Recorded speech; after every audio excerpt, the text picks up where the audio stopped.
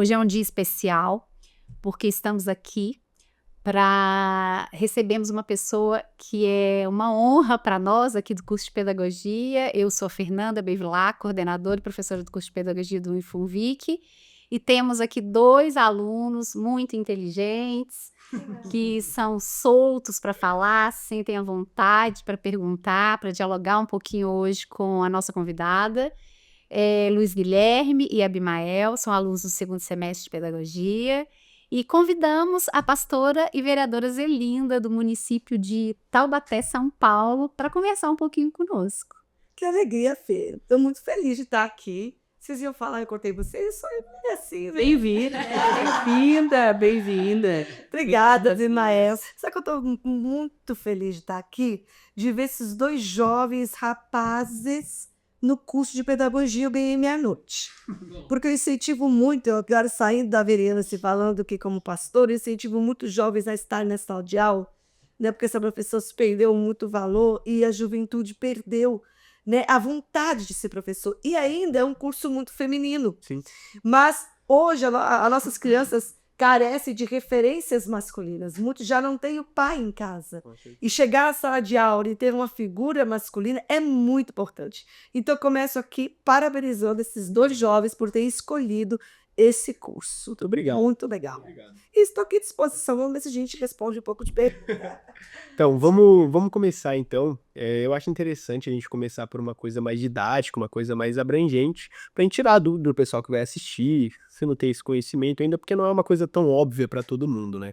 Então, como vereador, eu queria entender de uma pessoa de dentro do sistema, se você consegue explicar de uma forma mais interessante para eles qual é a função dos 3 poderes em si, para que serve o executivo, para que serve o legislativo, o judiciário, o que eles fazem no fim das contas. A gente sabe que eles estão lá, mas a gente não sabe para que eles servem, né? Hoje a gente vê um fazendo o papel do outro, que não deveria fazer. Mas vamos lá, é todo legislativo, né? A casa legislativa é tanto municipal, quanto estadual, quanto federal, né? Câmara de Vereadores de todo o município, a Assembleia, que é a ALESP, Assembleia Legislativa do Estado de São Paulo, tanto como a Câmara dos Deputados, lá em Brasília, são as ferramentas que, primordialmente, obviamente, pelo nome legislam, né? Mas é mais abrangente do que isso. A gente, né, nós fazemos leis, por exemplo, um vereador, um deputado, ele faz as leis, mas também é muito nosso papel fiscalizar o trabalho do executivo. Então, numa cidade, quem que fiscaliza além dos munícipes, mas quem que são as pessoas autorizadas pelos munícipes a fiscalizar o trabalho do prefeito? São os vereadores. Em termos de Estado, os deputados estaduais, que têm que fiscalizar o governador. E os deputados federais, o presidente da República, que são os órgãos executivos. Então, o nosso trabalho de fazer lei é importante, mas o nosso trabalho de fazer cumprir, de legislar, então, nosso papel está vendo como está funcionando as escolas públicas, os equipamentos públicos de uma maneira geral, a parte de saúde, tudo isso, né? A questão financeira e orçamentária do município é nosso trabalho. Nós que aprovamos, por exemplo, o orçamento do ano seguinte, né? Espera arrecadar tanto, vai gastar com o quê? Vai gastar tanto com saúde, tanto com educação. Então, as secretarias, elas fazem os seus planejamentos anuais, mas quem aprova isso é dentro da Câmara de Vereadores. Então, isso é um papel muito importante. Nós podemos fazer convocações. Então, se algo não vai bem no município e nós convocarmos um secretário, alguém do executivo, é obrigado a dar resposta, porque nós somos a voz do povo questionando algo. Nós fazemos, nem tudo a gente pode legislar. Né? Às vezes a gente tem a impressão assim, que toda lei é o legislativo que faz. Não é. A gente tem um limite. Tem assuntos que são de prerrogativa única e exclusiva do executivo, porque o executivo também faz a lei. E tem uma esfera que só legisla. Aí eu fico de mãos atadas? Não. Eu já fiz indicações ao nosso prefeito de Taubaté. É um documento jurídico, onde não é uma lei, mas eu estou indicando. Eu digo assim, prefeito, executivo, é necessário, faça necessário ter essa lei no município, assim, por isso, isso, isso. E aí ele tem a opção, né, de escolher, sim ou não, decidir fazer da minha indicação uma lei. Então, esse também é nosso papel, porque existem esferas que não cabem a nós legislar. Então, essas são ferramentas. A gente trabalha muito com requerimentos. O que é requerimento? Eu envio um documento oficial para a pessoa do prefeito, teoricamente, para o seu gabinete, né, para os seus assessores ali, que distribui para as secretarias. Um requerimento é um documento público. O requerimento é um documento que oficialmente tem que ser respondido em 15 dias úteis, e essa resposta ela é pública. Então, eu quero saber o que está acontecendo na Secretaria de Educação, vou falar aqui de educação, que é a área de vocês. Por que está faltando professor assim, assim, assado? Não vou falar já da área que mexe com vocês, né? Que mexe com nós todos. Ter professor de inclusão nas salas de aula, né? Eu sei que vocês vão me perguntar sobre isso. E aí, estava batendo papo antes, isso. E aí, então, eu faço essa pergunta. Eu não faço de Secretaria de Educação, eu faço para o prefeito. O prefeito manda para a secretaria, ela responde, ela é obrigada. Se ela não responder, ela recebe massa no Ministério Público. É obrigada a responder em 15 dias úteis, e essa resposta, ela é pública. Toda cidade pode ter conhecimento. Então, tudo que nós questionamos oficialmente, o nosso questionamento tem que ser respondido. Isso dá trabalho que a secretaria ficar respondendo nossas perguntas. E essas respostas têm que ser públicas. Então, nós vamos... o munícipe quer saber. Ele procura o vereador oficializa aquela pergunta, que ele é obrigado a ser respondida. A pergunta toda a cidade pode saber. Né? Então, é o nosso papel. Então, é mais do que fazer lei. Nosso trabalho é mais abrangente. Nós fazemos muitas audiências públicas. O que são audiências públicas? Vou convocar uma audiência pública, vou falar da minha pauta, a audiência que eu já convoquei, para a gente discutir a questão da proteção da infância e adolescência no nosso município contra o abuso sexual, que é a minha pauta. E aí, todos os envolvidos nessa pauta do município são convidados, uma audiência, uma convocação, se não vir, tem que mandar representante, e aquele assunto tem que ser debatido. Não tem opção de vir, não vir, de falar, não falar, tem que ser discutido. Também uma ferramenta muito usada, acontece em muitas audiências, dentro das câmaras legislativas. Depois tem o executivo. O executivo é a figura do prefeito, do governador, do presidente, literalmente executa. Né? É aquele órgão que faz acontecer, é aquele órgão que dirige, administra todo o município, a cidade, a União, é onde estão todas as secretarias, todo o departamento, onde todos se submetem, fiscalizados pelos poderes legislativos. E, por último, o judiciário, que é essa competência, né, então, de fazer cumprir as leis. O judiciário é isso, né? É aquele órgão que vai dizer assim, com pessoas competentes para isso, designadas para isso, que vão dizer isso é legal, isso não é legal. Né? O direito nasceu para resolver conflitos. Né? Os personagens jurídicos ali são para isso.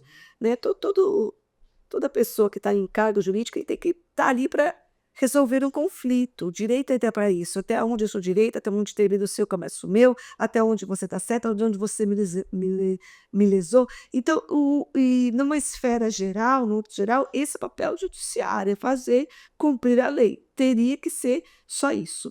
Né? É esse papel. Então, de uma forma muito geral, acho que até simplista, né?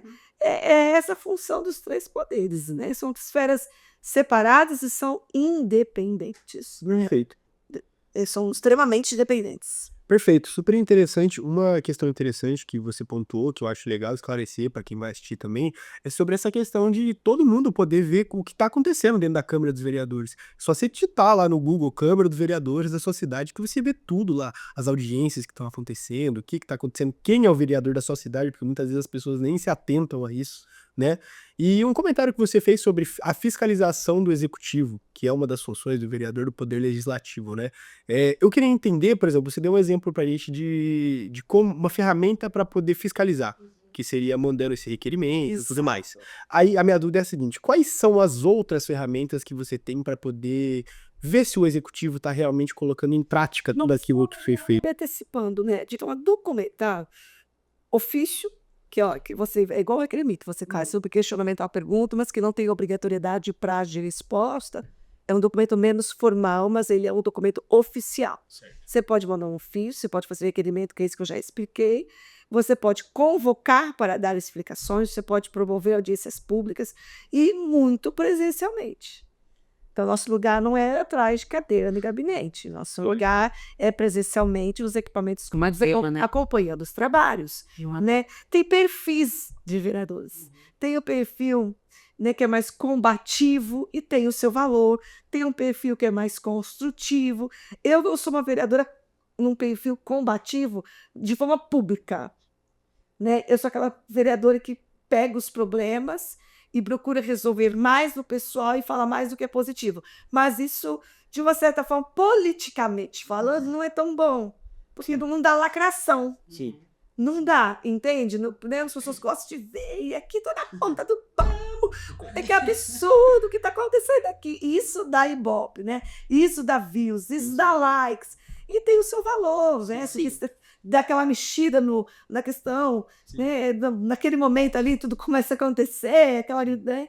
Mas não é o meu perfil, mas é uma ferramenta. Mas na verdade é até interessante falar sobre isso também, porque melhor, ou talvez de uma certa forma que isso seja bom, mas melhor do que isso é ver o povo lutando pelos seus direitos. Porque às vezes as pessoas querem que os vereadores lutem, mas às vezes o povo não luta pelo direito dele. O povo não busca entender quais são os seus direitos e deveres. E mais importante do que alguém que tem a condição que está sentado lá, que tem essa oportunidade, melhor do que eles, é justamente o povo, as pessoas buscarem entender melhor sobre isso. Mas só tem noção da força do que você está falando, gente. Não estou falando de um lugar ou de outro, mas isso é conceito de elites políticos, né? O político só tem medo de uma coisa, de povo. Sim. Então, você quer ver com as coisas acontecendo, lotar plenário. Sim. De transição, e tem algo mais que chama mais a atenção da população, a população vai, é notório, que a população está gritando, é o resultado que vai dar. As pessoas tremem para votar contra o povo, votos que não são politicamente, que não agradam, às vezes até coisas talvez a gente nem concorda, e eu dou votos antipáticos. Sim. Mas né, a maioria é difícil dar votos antipáticos, pode custar uma reeleição. Um voto onde você fica marcado, o vereador que é contra aquilo, o vereador que não marca, que é a favor daquela causa, né, que isso marca. Mas olha, plenário cheio é solução das coisas. Se o seu povo soubesse a força que tem e realmente fosse combativo, fosse nos equipamentos, fosse mais na Câmara Municipal, as coisas seriam bem diferentes. E fica um conselho também para quem está nos assistindo, que o poder realmente está na nossa mão. Está na mão da classe de pessoas, dos cidadãos. Então, você tem o poder de fazer a diferença. E acredito que esse podcast é justamente para que a gente entenda mais sobre aquilo que está nas nossas mãos. A educação, uma boa educação, uma melhor educação, está na mão do povo. E cabe a mim e a você fazer essa diferença, para que as pessoas vejam que o nosso Brasil, a nossa cidade, o nosso estado, ele pode ser e deve, né, ser melhor do que ele é hoje. Então, fica uma dica para o pessoal de casa também, que eles, né, que nós venhamos sempre buscar ter um ambiente melhor, ter uma escola melhor, porque os nossos filhos, os seus netos, eles merecem algo melhor do que tem hoje. E junto, né, com acredito que essa união, essa companhia, esse companheirismo, ele pode fazer muito mais e com certeza fará muita diferença na vida dos nossos alunos, que serão futuramente aí, se Deus quiser, né? Não, nas minhas aulas, eu costumo falar muito com eles sobre o PISA, né? Aquela prova que envolve em torno de 60, 70 países, de vários países, e a prova envolve 3 disciplinas, que é português, matemática e educação ambiental, e o Brasil, ele fica nos últimos lugares. Quando ele ganha, ele vai melhor um pouco, ele ultrapassa os países em guerra, países orientais. Então, isso já é uma demonstração de que muitas vezes a gente fica meio que dentro da bolha, acostumado com o que a gente vê aqui, acha que é bom. Mas o resultado em termos mundial é que o nosso país tem uma educação muito precária, né? Então, se a gente não entende, por isso a proposta de discutir um pouco sobre aquilo que a gente vive, mas nem sempre a educação básica trabalha. Quantas vezes nos livros didáticos vocês estudaram lá na educação básica, nos anos finais do ensino fundamental, no ensino médio, vocês tiveram a possibilidade de debater temas como esse de uma maneira mais profunda ou mais prática, de visitar uma câmara? Então, assim, isso quase que não acontece, né?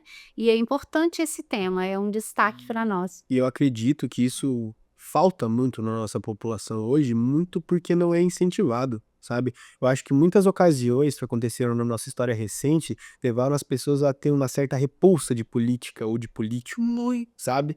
E isso é uma questão perigosíssima, porque se você despolitiza um povo, ele não entende os seus direitos, os seus deveres, o que você tem, você pode ter, onde você pode chegar, né? O que você pode alcançar com a sua própria voz, com a sua representatividade, sabe? As falas de vocês estão muito conexas, né? Você tira a educação de um povo e faz ele se desinteressar por política, né? Um povo que com uma educação frágil, uma educação, né, que não é de qualidade, e um povo onde os bons criam uma aversão, porque o ambiente político é um ambiente ruim, é um ambiente desafiador, cria uma aversão, é o resultado que nós temos hoje do Brasil. Né? E quanto menos educado, mais interessante o povo para os políticos. Sim. Né? É interesse da classe política, infelizmente, que o povo não tenha, que nós não tenhamos educação de qualidade. Por quê? Porque tudo que não quer mente pensante, eles querem massa de manobra. Exato. Infelizmente, hoje, nós, não vou de mim, nós somos muito massa de manobra. As informações a gente estiveram muito modeladas. Nós temos pouco conhecimento de verdade do que acontece nos bastidores em Brasília. Vem tudo muito formatado, né? Vem tudo muito já desenhado, são, né? Enfim, os assuntos já chegam para nós com narrativas que é difícil a gente ter informação profunda do que é real, do que não é. Nós estamos tudo meio vendido. Bem da verdade, por mais estudados, por mais escolarizados, por mais que a gente esteja envolvido, no fundo a gente está bem vendido. E isso interessa muito para oprimir o povo. Mas eu estou diante de jovens pensantes, eu estou muito alienada, porque eu sou esperançosa. Tem que ser, né? Tem que ser. Na verdade, se a gente for estudar a história lá atrás, ela fala que muitos países foram colonizados com a ideia de expansionistas, né? E, tipo, de expandir o império que estava vindo. E o Brasil lá atrás não foi muito com essa ideia, né? Foi com a ideia de exploração. E, infelizmente, eu fico até admirada, às vezes, com a ideia de muitas pessoas, porque elas se agarram tanto nos pontos negativos da história que elas se aprisionam nos seus próprios pensamentos, nas suas próprias ideias, ideologias, que não permitem que eles avancem, né? E quando a gente começa a ter essa liberdade de entender que, infelizmente, aconteceu muitas coisas ruins, mas hoje eu tenho a oportunidade de fazer diferente, você começa a ver que o mundo, você começa a ver que não é só sua bolha, que existe um mundo inteiro que tá te esperando para que você possa impactá-lo. E aí você começa a ver que, na verdade, por mais ruim que possa ser a história do Brasil, por mais que teve todos os fatores negativos que aconteceu, que infelizmente aconteceu, mas eu posso ver isso como uma forma de incentivo para que eu possa ser melhor.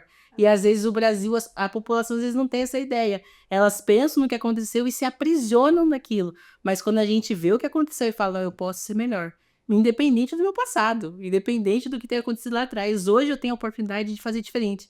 E eu posso ser a mudança que eu quero ver no mundo. Aí eu Furar essa bolha na questão de educação. De uma maneira mesma geral. liberdade. Parabéns aí pelo curso de pedagogia, parabéns aqui pela FUNVIC, que está formando mentes pensantes. Porque quem fura a bolha vem de uma bolha. Eu vim de uma bolha, eu vim de uma estrutura muito pobre. Eu vim de uma educação que eu sou muito agradecida de escola pública, né? Mas por tudo que eu ouço hoje e vejo como vereadora sala de aula, pelos índices né, que é a nossa educação, pelos IDEBs, que a gente vê a nossa educação, eu vim de muito tempo.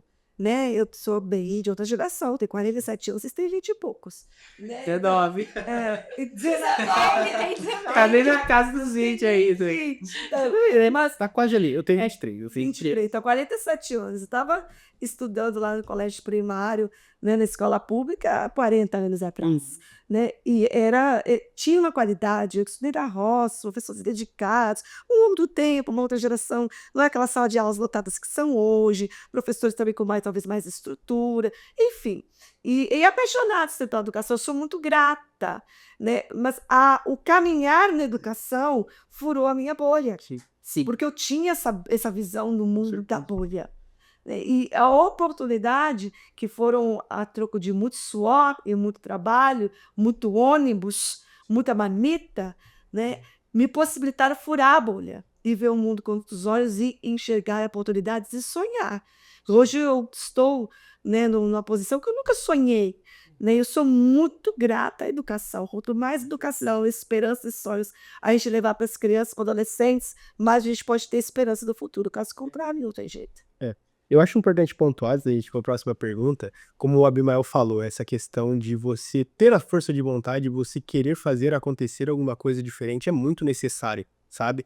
Só que eu acho importante a gente não esquecer o contexto que a gente vive, por exemplo, o contexto histórico mesmo, sabe? Porque às vezes a gente entra nessa questão de que tudo é uma questão de mérito ou força de vontade, e é o que eu sempre digo. Se você não quiser fazer acontecer, ninguém vai fazer por você. Se você não levanta da cama, se você não trabalhar, se você não correr atrás do seu, ninguém vai fazer acontecer. Só que eu acho muito importante a gente ter a consciência, a gente ter o contexto de que a gente as pessoas vivem em realidades muito diferentes, sabe? Então, por exemplo, uma caminhada que para você pode ser mais curta, para outra pessoa ela é muito mais longa.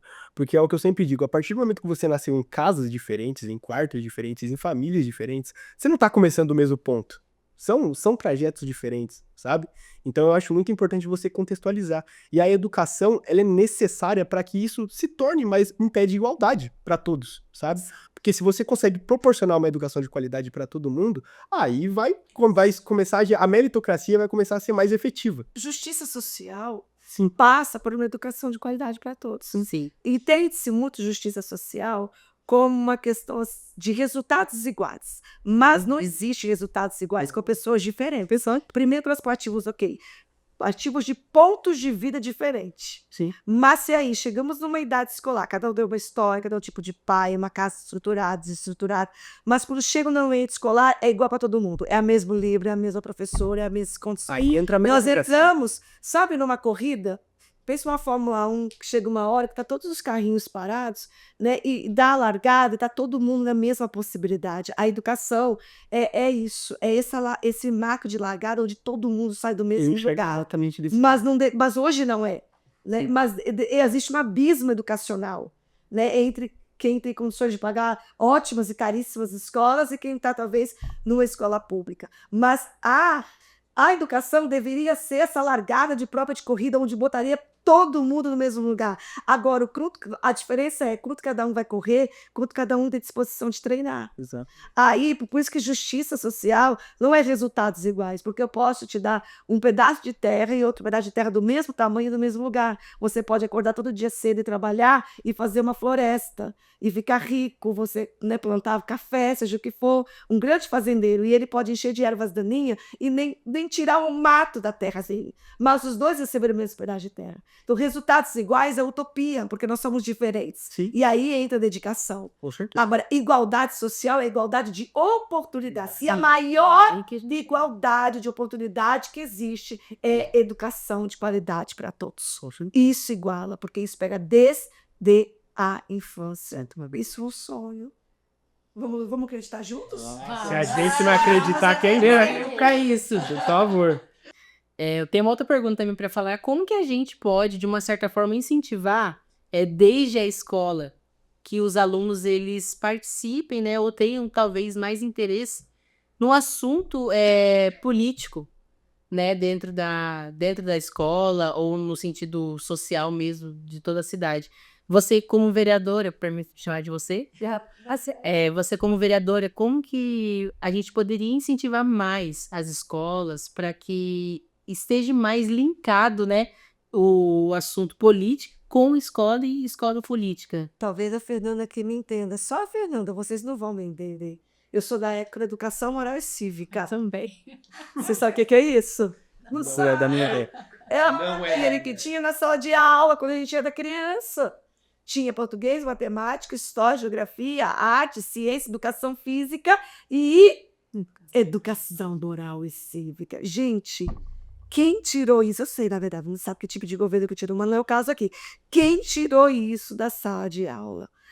Isso que você perguntar aqui agora, os 3 poderes, a gente aprendia de criancinha, desde sempre. Princípios cívicos, desde a infância.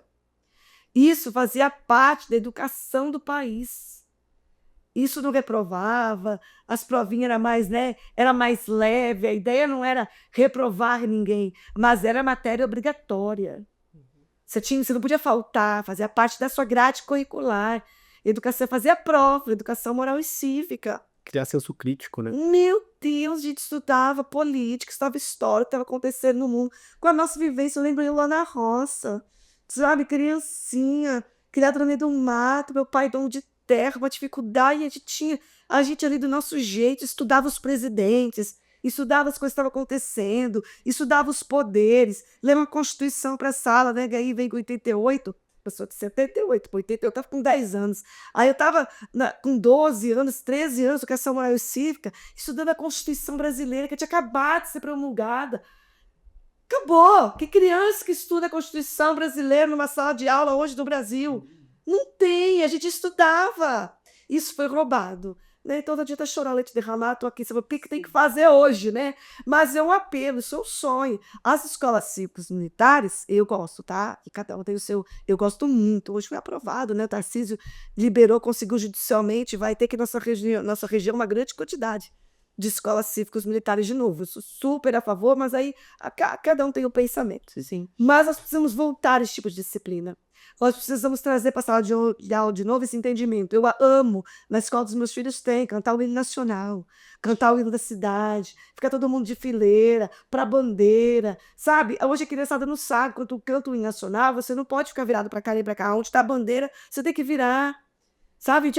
Eu aprendi isso tão nova, que você tem que ficar virado para a bandeira, que você não pode cantar um hino se a bandeira estiver no ambiente, sem olhar para ela, o seu corpo tem que estar virado. Tem gente que bate palma. Bate palma, Tem bate- regras, né? Nós aprendemos isso, a minha geração aprendeu isso com 6 anos de idade, na primeira série.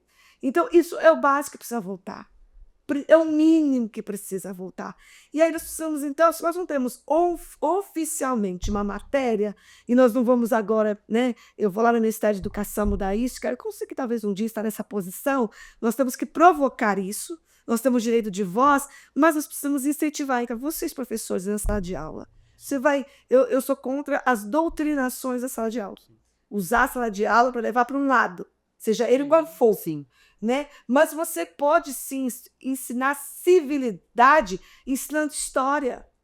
Você pode ensinar civilidade em geografia. Você vai estudar os nossos presidentes, você vai ensinar a história do Brasil. Você pode desenvolver um senso crítico nessa hora sem pender para lado nenhum. Com certeza.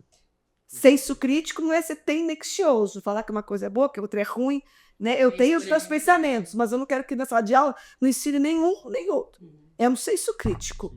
Né? Então, hoje, né, você tem ferramentas, você tem matérias que te possibilitam levar um senso crítico e uma civilidade. É disso de uma paixão dos professores, que o que não é uma crítica, pelo contrário, é uma inspiração, porque também ganho pouco, estou cansada de aula lotada.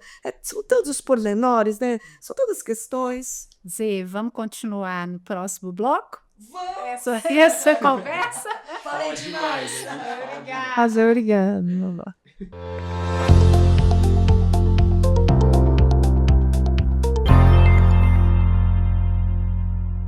Então, agora vamos dar continuidade àquele assunto que a gente começou a discutir sobre os 3 poderes, sobre as políticas públicas, que daqui a pouco a gente vai ter pergunta aí fervendo sobre isso, para que, com o objetivo de gerar uma reflexão, um entendimento, uma compreensão de todo o fluxo, processo político que nós estamos imersos e nem sempre compreendemos. Vamos lá, Zê? Vamos, Obrigada mais uma vez. Eles fazem período difícil. Estão muito preparados os alunos que devem dar bugia, viu? Mas vamos lá, vamos conversar. Eu tinha te perguntado no bloco anterior sobre o incentivo às escolas, às crianças, né, para que estejam mais próximos da política local, da sociedade, ali mais perto deles. E eu queria que você continuasse falando um pouquinho sobre isso, para que a gente continue completando a ideia. Legal. Eu sou apaixonada, né, como já disse no outro bloco, pela educação, apaixonada pela civilidade, né? Eu sou apaixonada pelo patriotismo genuíno, estou falando de um patriotismo politiqueiro, né? Mas um patriotismo genuíno. Eu ensino meus filhos a serem apaixonados pelo hino, pela bandeira, pelo país. Sabe, a gente precisa resgatar, e a sala de aula é o lugar perfeito para isso, né? A paixão do brasileiro pela nação. Eles não vão entender, o Fernando, essa geração aqui, muita... mas a gente é a geração do Senna. A gente chorava de domingo, a bandeira do Brasil, Cada dia. não é? E quando ele ganhava, que pegava aquela bandeira, né? Ele morreu em 94, vocês não nasceram, né? Não, Não, então tá bom. Então, a gente certo, tá tudo certo. Que a gente viu o tetra e o penta, entende? Então, esse chorar pela nação, não só por pão e circo, Tipo, não só por esporte, né? Isso tudo faz parte, isso tudo é lindo, mas essa paixão pela nossa nação. E isso pode ser gerado nessa sala de aula. E você se sentir pertencente, você se sente alguém responsável, você vai querer brigar por aquilo. com certeza. Não é? Ô Zê, isso não tem a ver com ideologia política, tem a ver com identidade, né? Nós defendemos, a gente está trabalhando agora com uma disciplina, né, que é pedagogia cenário de campo de atuação, e na próxima aula, eles vão começar a escrever um pouco do percurso deles para chegar à escolha da docência. Porque a nossa identidade, ela se constrói dentro de um contexto social, histórico, né? Mas a identidade docente, ela vai ser implementada com a formação acadêmica. Eles vão passar por um processo de apropriação de conhecimento, mas eles vão fazer escolhas. Eles não estão aqui sendo só formatados por nós na perspectiva de que a gente tem, claro que tem todo o INEP, né, o Ministério da Educação, ele desenha a estrutura, como vai ser o curso deles, as diretrizes, mas eles têm senso crítico. Né? A identidade deles se constitui a partir do olhar que eles vão tendo aqui, mas também vão ressignificando com as experiências de vida deles. Então, se nós construímos a nossa identidade docente, a nossa identidade como pessoa, refletindo criticamente, gostando de nós mesmos, aprendendo a amar quem somos, aquilo que a gente foi construindo, por que não a nação? Então, a gente precisa entender que a nossa nação, quando a gente fala do Brasil, eu vejo às vezes nas mídias sociais, eu fico triste. O Brasil não tem jeito. O Brasil, vou embora para não sei aonde. O político só rouba no Brasil. Eu tô de frente com uma pessoa que eu creio que não vai fazer isso. Não tô aqui para defender esse lado, não era meu propósito, mas é difícil realmente votar no Brasil, mas é possível. Sim. Acho que a gente pode começar a acreditar primeiro dentro de nós. Senão a gente não vai acreditar na nossa nação. Isso tudo que nós estamos fazendo aqui vai passar, a gente vai esquecer e nós vamos voltar a ser o que éramos, descrentes no nosso país. E isso não é a intenção. Vou traçar um paralelo. Tem um ensinamento que diz para quem é mãe, mãe de criança pequena, mas tem um ensino que fala da psicologia mesmo. Se a criança dá até a casa dela, o pai, a mãe, ao seu lar, se você não dá responsabilidades para ela, do cuidado, o mínimo que seja dos seus brinquedos, do seu quarto, ele vai ter uma dificuldade de se sentir pertencente àquela família. Você pode dar amor, você pode fazer o que quiser, mas a responsabilidade, esse quadrado aqui é seu, você vai deixar organizado, você vai deixar limpo, você fala assim, ó, isso é meu. Aquela casa vira dela. Então, o senso de pertencimento está com a responsabilização. Como que você pertence a algo que você não participa? A rua não é minha, eu jogo lixo. Que legal. Não é? A rua não é minha. A escola, o muro, eu picho. Eu não pertenço àquilo. As carteiras da escola. As carteiras da escola é outra pessoa que vai limpar, vai quebrar, eles vão botar outro no lugar. O prato que eu como na escola, o equipamento público, seja nada é meu. Eu não sou pertencente a isso. Eu não tenho responsabilidade com nada. Então, para mim, se vai para o norte, vai para o sul, se vai isso, vai aquilo, eu não tô. Eu estou seguindo a minha vida e o que está acontecendo na nação. Mas se eu pertenço, se eu amo meu país, se eu choro quando eu vejo a minha bandeira, se a lágrima escorre quando eu canto Ouvir do Ipiranga, se eu tenho uma responsabilidade com a minha rua, com a minha praça, aí eu começo a prestar atenção no que está acontecendo, porque eu não vou deixar ninguém, eu não vou deixar ninguém estragar o que é meu. É para meu, é para mim, é para os meus filhos, é para os meus netos, para as minhas gerações. Ninguém vai estragar o que é meu. Mas a gente não tem esse senso de pertencimento, a geração não tem, o Brasil não é nosso.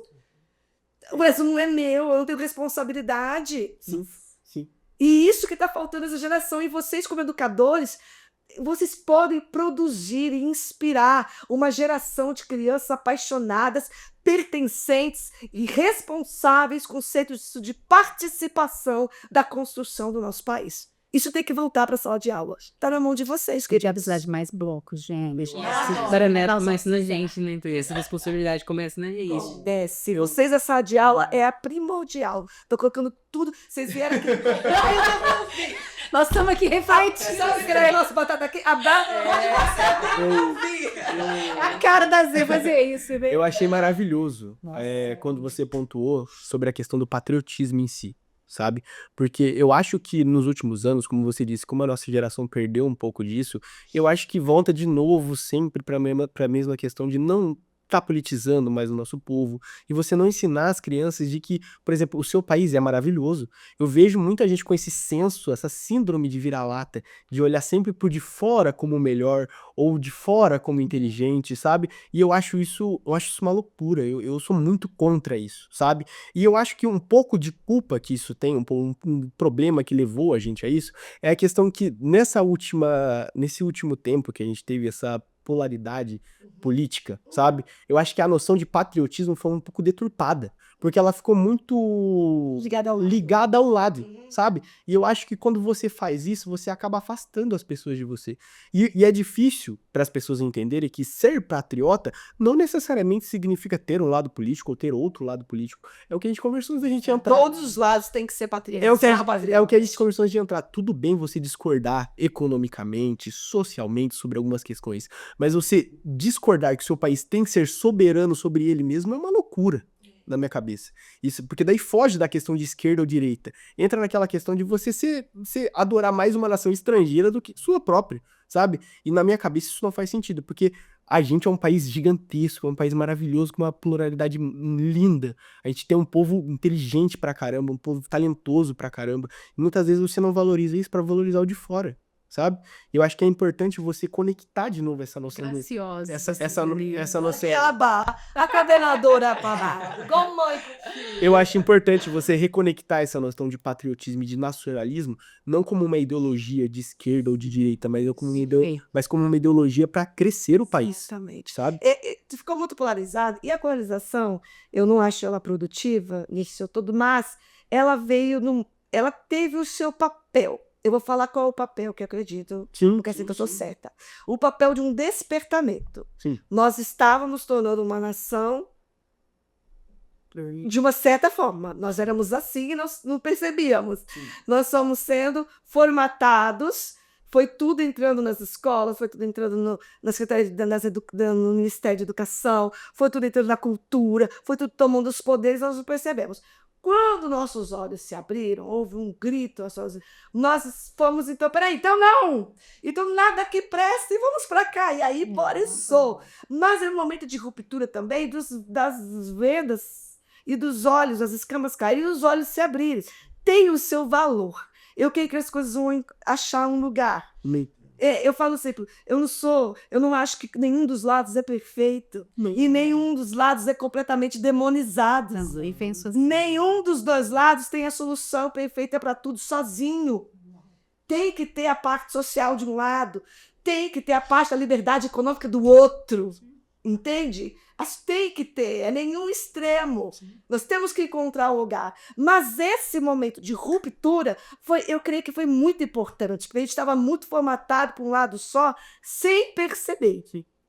Achávamos que nós não éramos uma coisa e a gente estava uma coisa. Então nossos olhos se abriram, houve um grito, houve uma ruptura. Peraí, não é assim também. Mas aí houve dois extremos. Que eu creio que com o tempo a história vai nos mostrar uma convergência.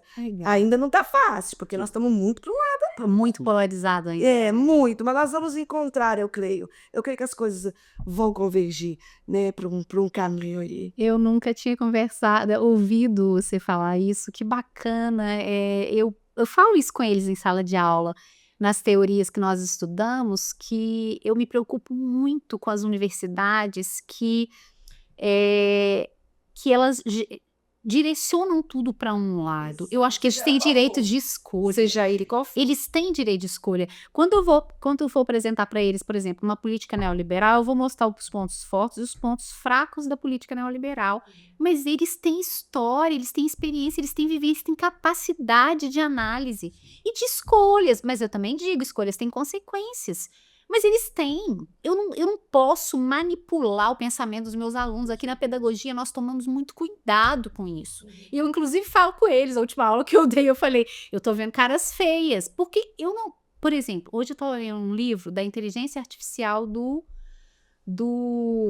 Elijah.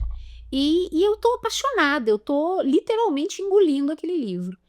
E ele estava falando que ele estava trazendo todo o panorama de toda a construção que envolve a industrialização e a tecnologia. E ele começou com o gás, do gás a vapor foi para a eletricidade. E aí ele coloca lá sobre uma característica essencial é o relacionamento, a empatia. Exato. No mundo de hoje. Porque conhecimento você busca na IA. Memória, você não precisa mais ter uma memória boa, você busca na IA. E ela te dá técnica, ela te dá conhecimento, ela te dá metodologia, ela te dá várias coisas. Mas empatia e relacionamento é algo que nós vamos ter que construir. Exato. E sabe que o excesso de tecnologia hoje, tem criança com o celular na mão o tempo todo, é muito difícil esse monitoramento. É um desafio, porque eles já nasceram nessa era, essa empatia e relacionamento social vai ser um atributo escasso. Isso. E fala Então, os jovens, igual vocês, que sabem se comunicar, né? Que sabem se relacionar, que ainda... Eu ensino isso para os jovens da minha comunidade de fé, e falando eu como pastor, eu ensino isso. A gente tem uma escola para isso, inclusive. Hoje o jovem tem que ser ensinado a ser um ser social. Nós estamos chegando neste lugar.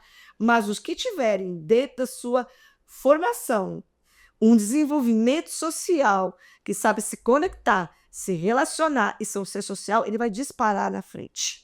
Vai disparar, porque isso vai ser o diferencial, porque o resto, a máquina, a inteligência artificial dá acesso à informação a todo mundo igual.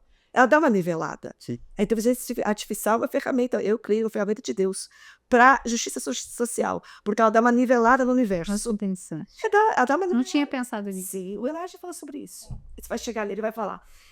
Dá uma nivelada no universo, porque ela pega toda a informação do mundo e disponibiliza igual para todo mundo.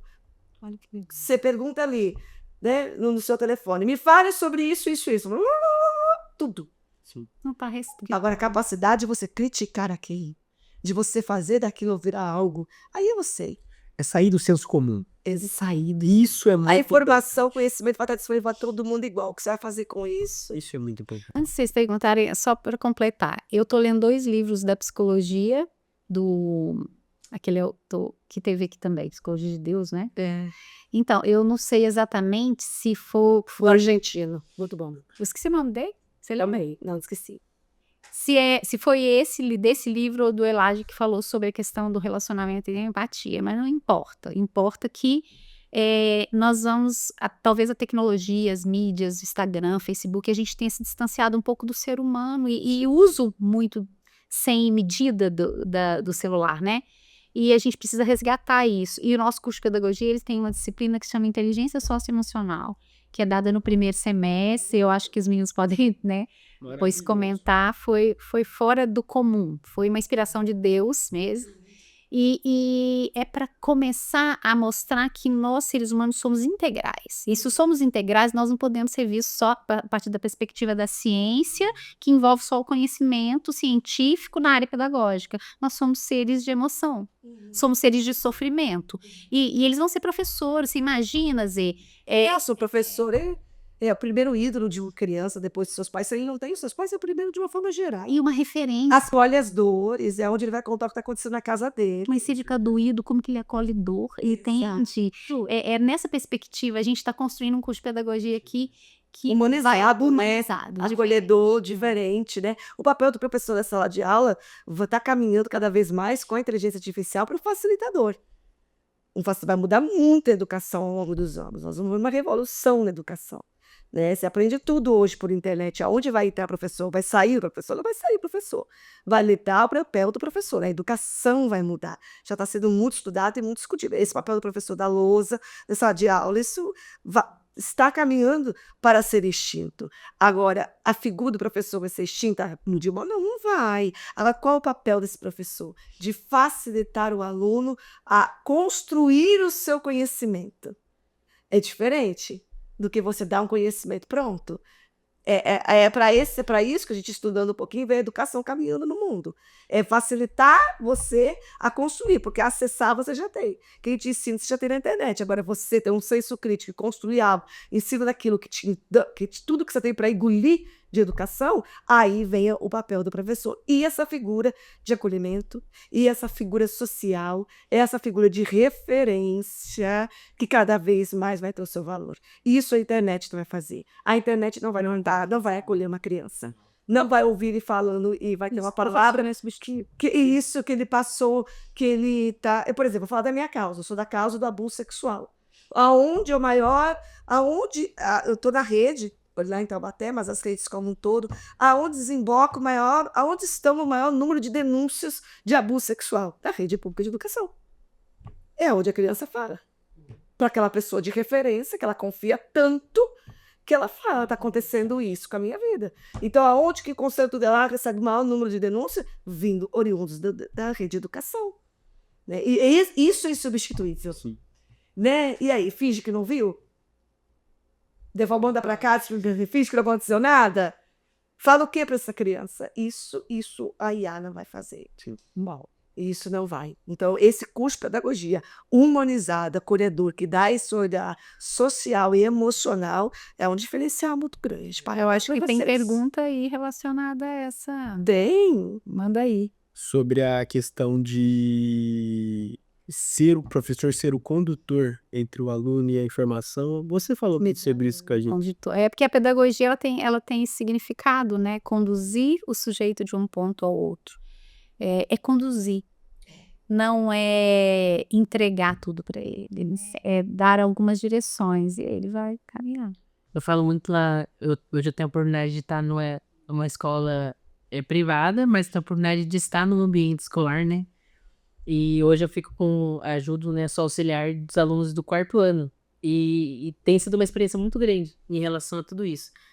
E isso é tão pensante essa ideia, porque eu estou num ambiente onde as crianças têm os pais têm uma condição financeira muito boa. Às vezes não falta nada para as crianças, tem tudo o que precisa, mas às vezes o que elas mais sentem falta é de serem ouvidas. E entra justamente sobre isso. Sobre, às vezes, o mundo hoje gira em torno eu preciso de um status social bacana, eu preciso do melhor carro, eu preciso da melhor casa, no melhor condomínio, mas para a criança isso não é relevante. Para a criança é relevante o quê? Tio, eu fui promovido a irmão mais velho.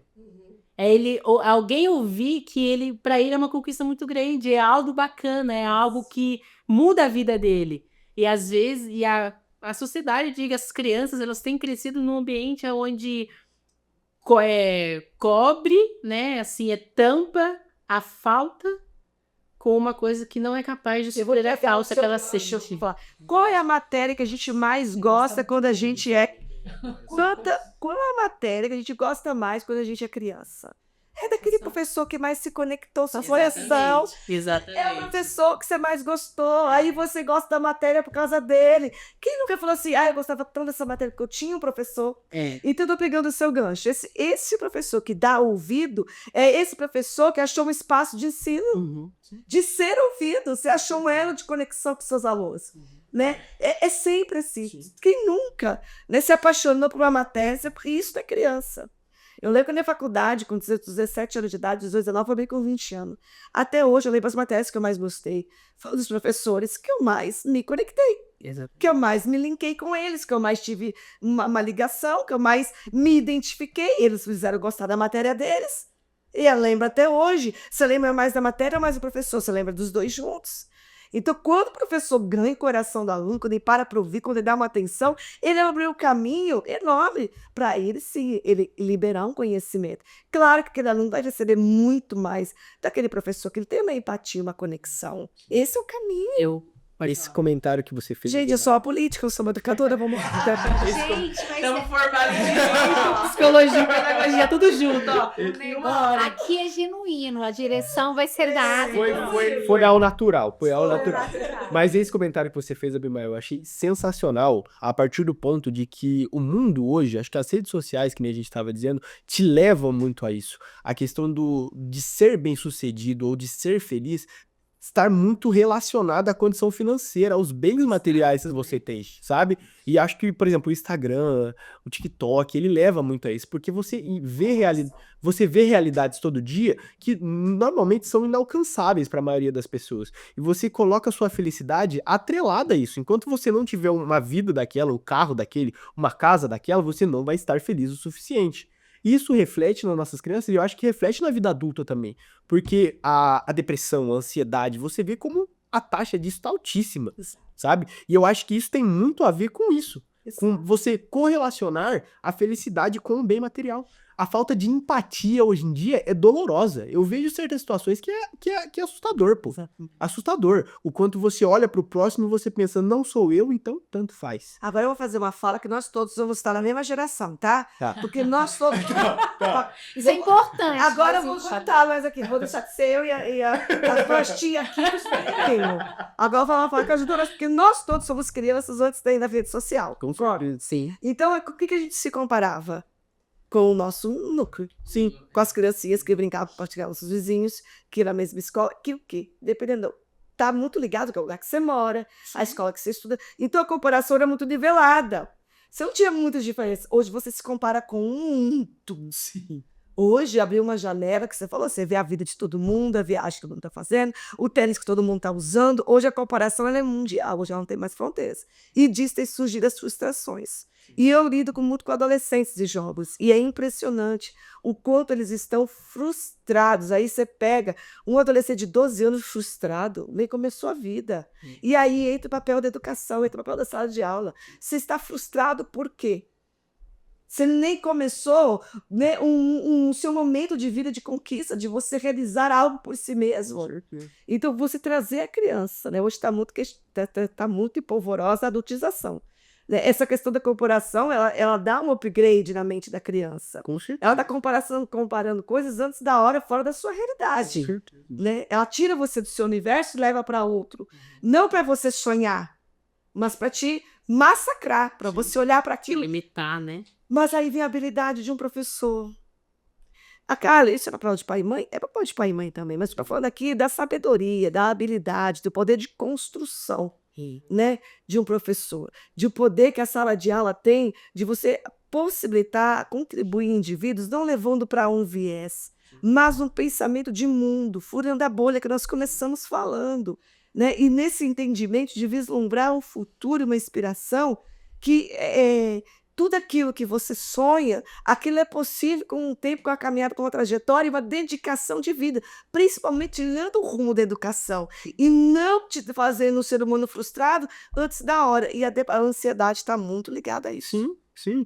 Eu acho que é muito importante, é um papel do professor, na minha visão, ensinar as crianças a valorizar o que realmente tem que ser valorizado. A família dentro de casa, as relações que você constrói na rua, você conseguir ser uma pessoa boa todo dia, sabe? É muito difícil você ser uma pessoa boa todo dia, você tomar essa decisão, sabe? Porque, que nem eu falei, que nem o Abimael falou, que nem eu falei, eu acho que hoje em dia a gente atrela muito a questão da felicidade, a questão de você tá bem, feliz, com o que você tem de bem material. E é claro que você não vai querer, né, ter uma vida complicada, uma vida difícil. Todo mundo luta pra ter uma vida confortável, é o que todo mundo merece, sabe? Mas eu acho que, por exemplo, você almejar bens materiais antes de você ter uma boa relação com o próximo é uma distorção da realidade que eu não concordo, sabe? Porque daí a gente vê as coisas no pé que estão hoje, que a falta de empatia sendo gritante em todos os lugares. Você tem uma escala de valores, você tem um padrão de valores dentro de você diferenciado, Luiz. Né? E que bom por isso, né? As suas palavras expressam uma escala de valor muito nobre, né? E isso, saber que você é um jovem e que tem essa escala de valores nobres dessa maneira e se dispôs a dedicar a sua vida à educação, nos enche de esperança, como eu disse no começo. Que vocês sigam estudando, e eu não estou encerrando não, mas inspirando e levantando outros, inspirando outros meninos, porque a gente vê professoras inspirando meninas a serem professoras. Que vocês sejam inspiradores de meninos a serem professores. Sim. Eu tenho uma... Pode falar. Não, pode fazer. Eu Depois tenho a frase da minha semana é: seja rico daquilo que o dinheiro não compra. E todas as vezes que eu tenho a oportunidade de falar, eu falo isso: seja rico daquilo que o dinheiro não é capaz de comprar. Mas é uma frase muito, que até é boba, talvez, para algumas pessoas, mas que é muito real, que fala assim que a felicidade são as coisas simples. Quando eu entrei na rede de ensino como auxiliar, a gente estava justamente estudando sobre o poder legislativo, o judiciário e o executivo.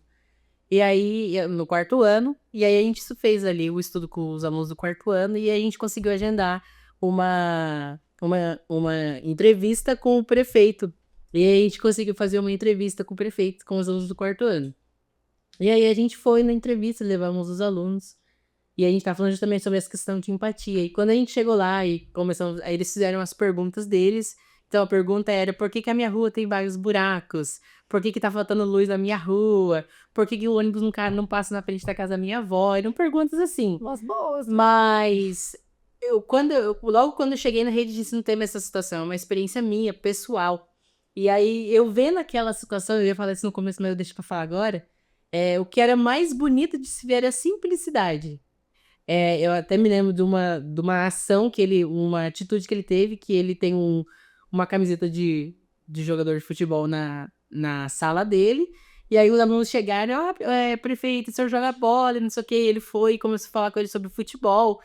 Então, essa proximidade, eu achei, aquilo ali brilhou os meus olhos, e porque a criança, antes ela estudou o prefeito ali como uma pessoa distante, mas com essa ação, que é o que a gente está aqui, né, conversando e lutando, a criança viu o prefeito, que é uma pessoa super importante para a sociedade, ao lado dela. E os olhos delas brilharam, porque elas foram ouvidas por alguém que poderia resolver o problema delas, que pode resolver. Então, essa empatia, esse relacionamento político escolar, né, para finalizar aqui essa que eu estava falando, é muito bonito. Escolar como uma inspiração, como um senso crítico e não como uma doutrinação. É isso que tanto a gente tem. Porque fizeram tanto político escolar, e sua fala foi perfeita, no sentido que você falou, né? Que deixaram a gente agora assim, espetado, política e escola. Por quê? Porque usaram a escola para ferramenta política. Não é isso. Mas uma civilidade, uma instrução, um pensamento crítico, uma aproximação dos poderes como uma inspiração, isso é muito positivo. Olha, infelizmente, Deus, nosso tempo passa rápido, né? Muito demais. Mas nós vamos nos reunir mais vezes, de repente a gente faz até um terceiro bloco, vamos ver aí qual a disponibilidade do pessoal. Eu tenho um tema que eu vou tratar com vocês depois, que eu acho extremamente importante, tem relação com o que vocês estão falando, que é a educação financeira nas escolas. Mas agora gostaria de agradecer a pastora Zelinda, vereadora do município de Taubaté, que veio aqui até o Unifunvic contribuir com as nossas reflexões, né, ampliação das nossas reflexões aí no nosso curso de pedagogia, entendendo que o nosso papel de educadores é muito mais do que aprender dar aula de português, matemática e história numa perspectiva apenas técnica, mas crítica, analítica, que permite compreender a sociedade numa dimensão muito mais real e complexa, tal qual ela é, Com certeza. tá? Obrigada a você, Luiz Guilherme, obrigada a você. Da Inês. E linda, prazer imenso. Foi muito bom trocar esse papo. Foi legal demais, de verdade. Tomara que a gente faça outros blocos disso daí, que é muito legal. E a gente espera também que esse vídeo alcance várias pessoas, né? Pessoas que toquem, né, o coração das pessoas e realmente gere essa mudança. Porque é para isso que todos nós estamos aqui, né? Eu vivo para ver essa mudança que a gente tanto deseja no mundo. Parabéns, Vai meninos. acontecer, Parabéns, vai Fernanda. acontecer. Parabéns, Unifunvic.